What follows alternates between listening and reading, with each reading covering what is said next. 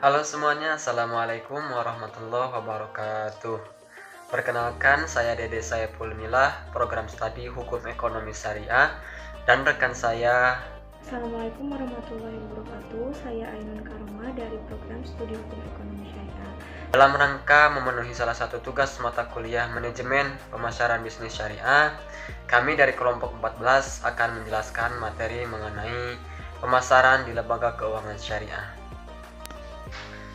Baik teman-teman sekalian, langsung saja kita ke beberapa materi mungkin yang akan dibahas oleh kami pada kesempatan kali ini. Yang pertama mengenai pengertian pemasaran di lembaga keuangan syariah, yang kedua mengenai tujuan pemasaran di lembaga keuangan syariah, yang ketiga mengenai prinsip-prinsip pemasaran lembaga keuangan syariah, yang keempat ada unsur-unsur atau pasar market di lembaga keuangan syariah, yang kelima ada strategi pemasaran di lembaga keuangan syariah. Baik, kita langsung saja ke pembahasan yang pertama mengenai pengertian pemasaran di lembaga keuangan syariah. Nah, marketing bagi suatu perusahaan itu merupakan hal yang sangat penting, termasuk bagi industri perbankan. Marketing adalah satu yang sangat luas dan berpengaruh terhadap perusahaan secara keseluruhan. Pemasaran di lembaga keuangan syariah itu adalah suatu proses perencanaan, pelaksanaan, dan pengendalian dari kegiatan menghimpun dana, menyalurkan dana, dan atau jasa-jasa keuangan lainnya untuk memenuhi kebutuhan dan kepuasan nasabahnya. Masing-masing proses tersebut diperlukan dan saling mendukung sehingga pemasaran menjadi berhasil dan efektif dalam rangka mencapai tujuannya. Jadi, pemasaran lembaga keuangan syariah itu adalah sebuah lembaga yang usaha pokoknya adalah memberikan pembiayaan dan jasa dalam lalu lintas pembayaran serta peredaran yang beroperasi sesuai dengan prinsip syariah, yang memiliki peran sebagai lembaga intermediari yang mengumpulkan dana dari masyarakat yang memiliki surplus dana melalui produk-produk penghimpun dan menyalurkan kembali kepada masyarakat yang dijalankan berdasarkan prinsip syariah. Nah, menurut Undang-Undang Nomor 21 Tahun 2008 tentang Perbankan Syariah, bahwa bank syariah itu adalah bank yang menjalankan kegiatan usahanya berdasarkan prinsip syariah, dan menurut jenisnya terdiri dari atau bank umum syariah dan bank pembiayaan rakyat syariah. Dalam undang-undang tersebut juga dijelaskan bahwa prinsip syariah adalah prinsip hukum Islam dalam kegiatan perbankan berdasarkan fatwa yang dikeluarkan oleh lembaga yang memiliki kewenangan dalam penetapan fatwa di bidang syariah. Nah, poin yang selanjutnya yang kedua mengenai tujuan pemasaran di lembaga keuangan syariah. Harus diidentifikasi untuk apa dilakukan secara umum. Tujuan dari marketing lembaga keuangan syariah adalah memaksimumkan kepuasan nasabahnya melalui berbagai macam pelayanan. Nah, secara umum, tujuan pemasaran bank adalah memaksimumkan, yang pertama memaksimumkan konsumsi, atau dengan kata lain memudahkan dan merangsang konsumsi sehingga dapat menarik nasabah untuk membeli produk yang ditawarkan bank secara berulang-ulang. Yang kedua, memaksimumkan kepuasan konsumen melalui berbagai pelayanan yang diinginkan nasabah. Yang ketiga, memaksimumkan pilihan ragam produk, dalam arti bank menyediakan berbagai jenis produk bank sehingga nasabah memiliki beragam pilihan pula. Yang keempat, memaksimumkan mutu hidup dengan memberikan berbagai kemudahan kepada nasabah dan menciptakan iklim yang efisien. Nah, yang ketiga, poin yang ketiga mengenai prinsip-prinsip pemasaran di lembaga keuangan syariah. Nah, syariah merupakan pedoman yang mengatur semua aspek kehidupan umat Islam. Nah, adapun kaitannya dengan lembaga keuangan syariah, syariah yang dimaksud adalah fikih muamalah, yaitu kaidah atau pedoman yang mengatur mengenai transaksi jasa-jasa atau produk-produk keuangan. Nah, dalam praktiknya ditegaskan bahwa bank syariah dilarang melakukan kegiatan usaha yang bertentangan dengan prinsip syariah.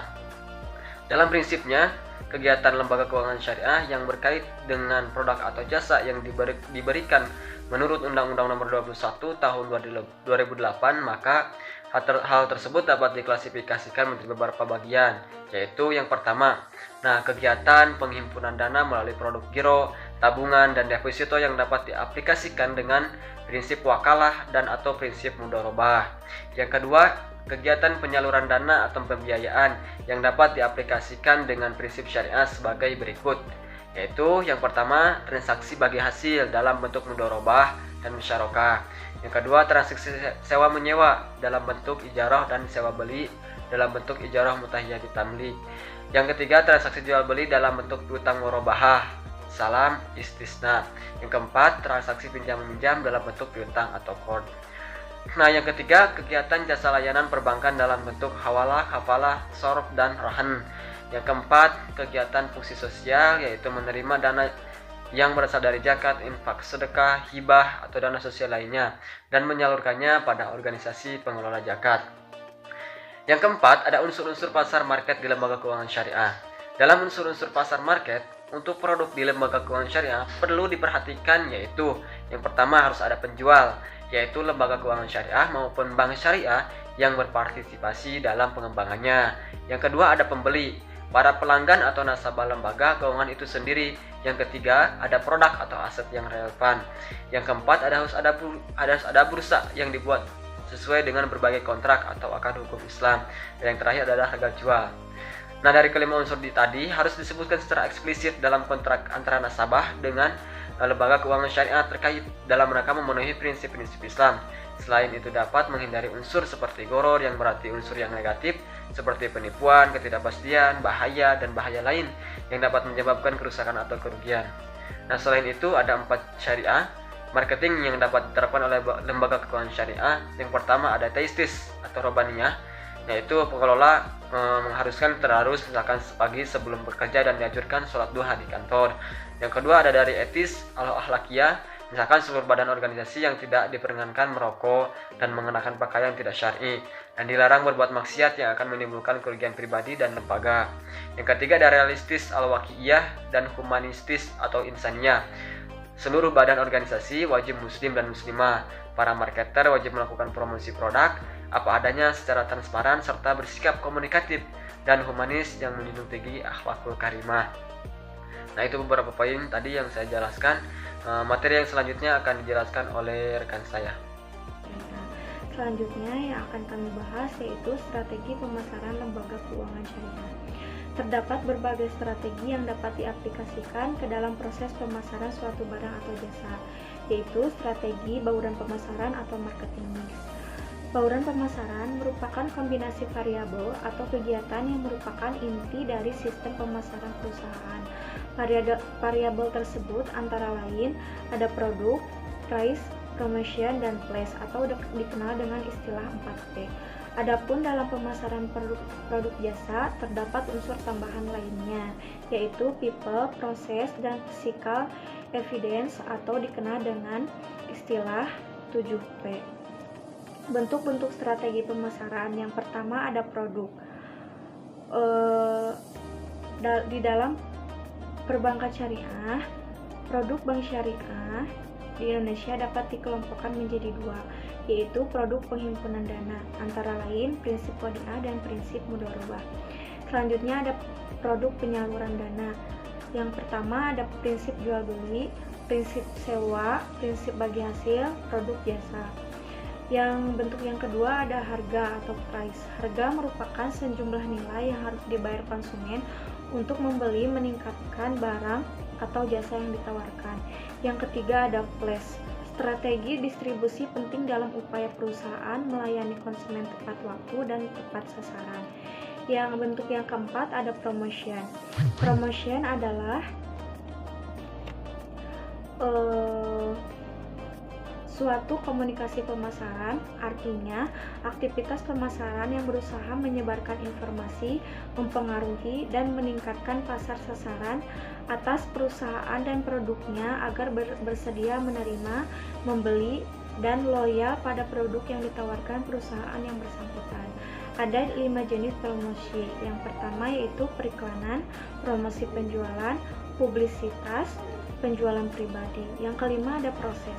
Proses ini akan menjadi salah satu bagian yang penting bagi perkembangan perbankan syariah agar dapat menghasilkan produk berupa jasa yang prosesnya bisa berjalan efektif dan efisien. Yang keenam ada physical evidence. Cara dan bentuk pelayanan kepada nasabah perbankan syariah ini juga merupakan bukti nyata yang seharusnya bisa dianggap sebagai bukti fisik bagi para nasabahnya. Selanjutnya ada strategi pemasaran bank syariah.